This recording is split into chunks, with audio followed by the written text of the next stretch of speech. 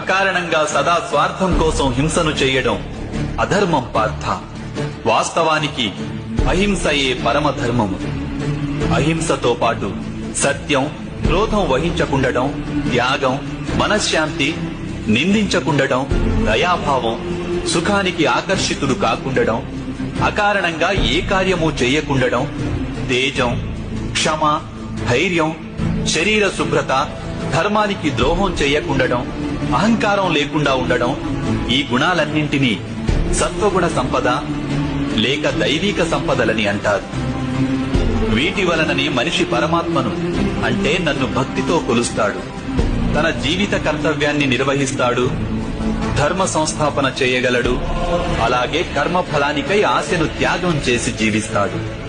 వానికి నేను నిస్సందేహంగా ఈ జన్మలో ఆనందాన్ని అందిస్తాను, మరణించిన పిమ్మట వానిని నాలో ఐక్యం చేసుకుంటాను.